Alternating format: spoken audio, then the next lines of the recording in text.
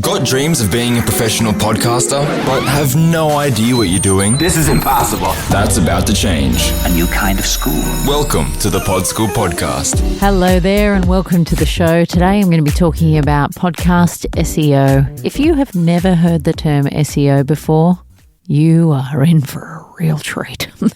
SEO is one of those things that as a business owner, a blogger, a podcaster now, you need to be across because it is what everybody is talking about. It basically means optimizing things, so whether it's your website or your podcast, so that they can be found in search. And that means when people are searching in Apple Podcasts or Google Podcasts or alternatively in Google, anywhere where they could find your show, you want to make sure that all of the keywords, the words that they might be popping into that search engine, are all mushed through all of your content so that there's a bunch of reasons why Google or another search engine might ping and think, oh, that podcast over there or that website over there is absolutely littered with that keyword, so we're going to turn it up in a result.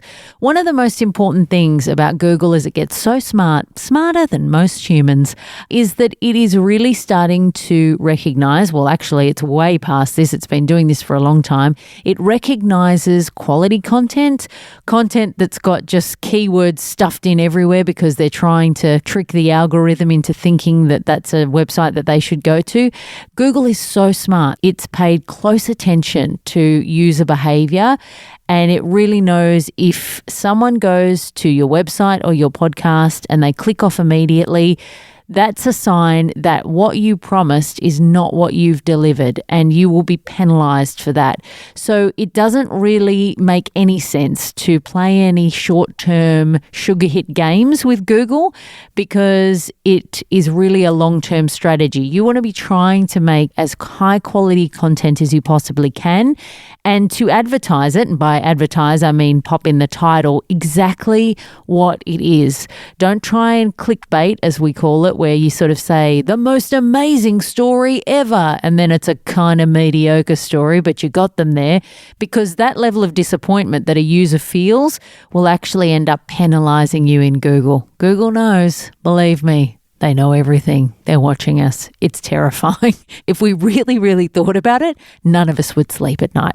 So how do you make sure that your podcast is optimized up the wazoo for search?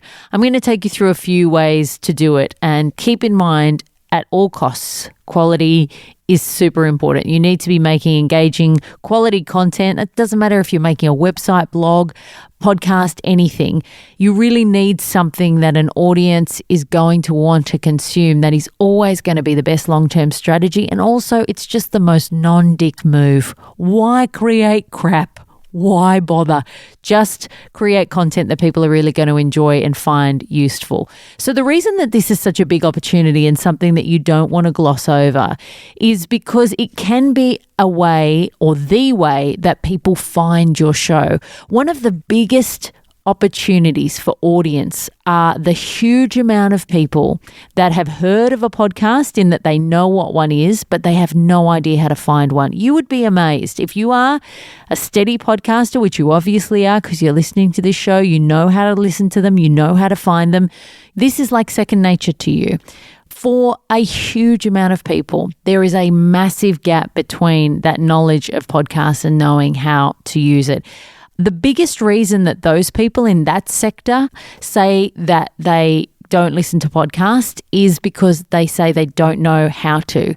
Now, that is terrifying because podcast apps come standard on all phones, Android and iPhone. The idea that they don't know where to find it means we're not really articulating that properly enough. We're not educating people enough, but there is a real opportunity for people to find your show somewhere where they are comfortable. And Google is getting to the point where pretty much everybody is comfortable. Even if they don't know how to find a podcast app or know how to find a podcast, they do know how to Google something. So Google's been very quiet on the podcast scene until this year when they popped up and said, hello, I think this might be worth our attention. And now they've come at it big time. So really, the big issue was always when you were searching in Google for podcasts, it kind of didn't really show up the results that you wanted to. We're all busy SEOing the crap out of our websites in the darn hope that somebody's going to jump onto a show notes page and see our little embed there. And that's something that you should definitely still be doing. But now Google is starting to listen to podcast episodes. Yes, that's right. It's smart enough to listen to you. It's also turning up playable results in searches. So you might search for pancakes and it might pop up an episode of a random podcast about pancakes. This is the future that we are now living in. So it is essential that everything in every step of the way of your podcast, your show title, your show description, your show notes page, everywhere that you can, you have optimized it for SEO. It is great just for people generally to find it, but particularly for those individuals who don't know how to listen to a podcast. No longer do they need to find a podcast app, know that your show exists, search for it, find it, play an episode. They can just search for whatever they're interested in and your episode might pop up if it's correctly optimized. So how do you do that? The first thing is by picking a keyword. The keyword is the thing that you think that your audience is going to be listening to. Again, sticking on this pancake thing. I don't know why. I can't even eat them because I'm gluten intolerant. Yep, I'm one of those annoying people.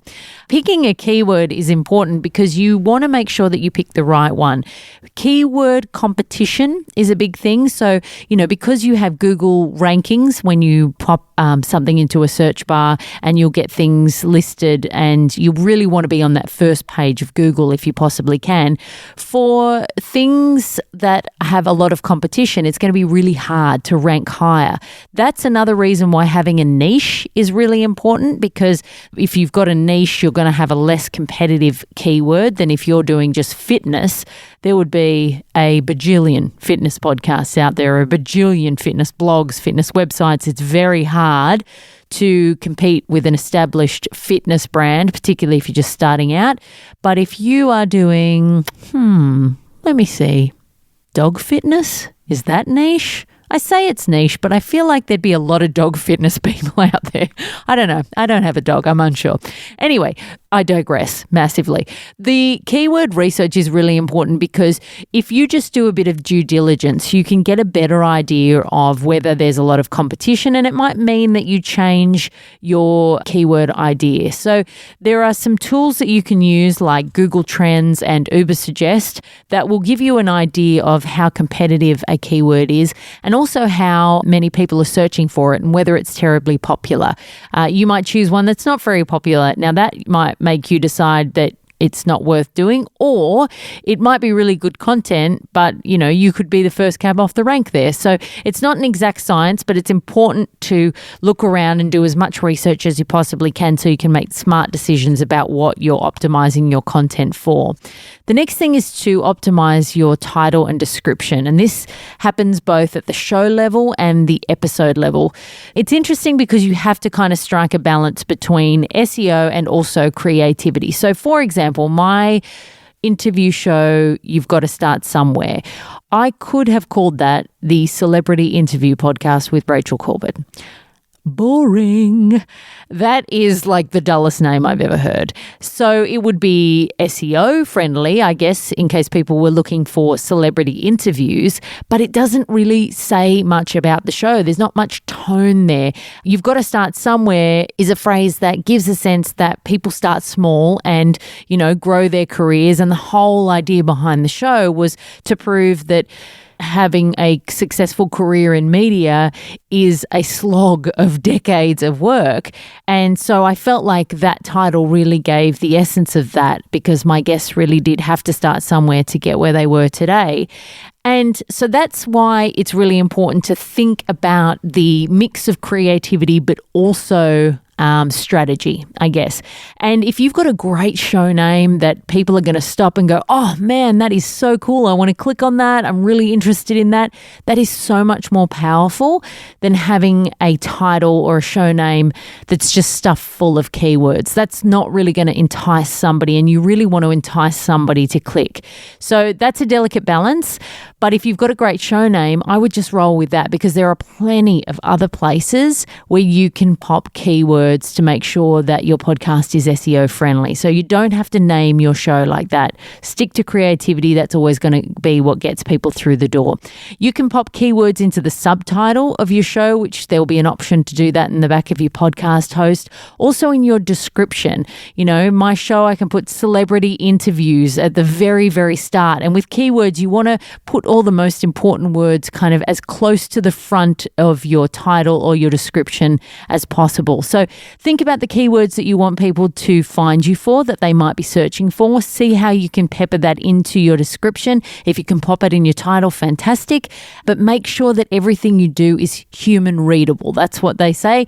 Everything needs to sound like it was written and read like it was written by a human. So don't just pop a bunch of important words one after the other in a way that doesn't make sense, because again, you'll be penalized by Google. So think about the keywords you want to register for, pop them in your description and your title, and that goes for your show as well as your episodes. But don't do it at the expense of creativity, because remember, the ultimate goal is when somebody sees this, you want them to want to click. And most people will want to click because something has tone, not because something has a bunch of keywords, but because something has a bit of attitude that they're attracted to. So think about that when you're writing things as well, because that's really important. And remember too that, most people are looking at your show on a phone. So you want to kind of keep your episode titles short if possible, because they will mostly get cut off. And so keeping those shorter is better as well.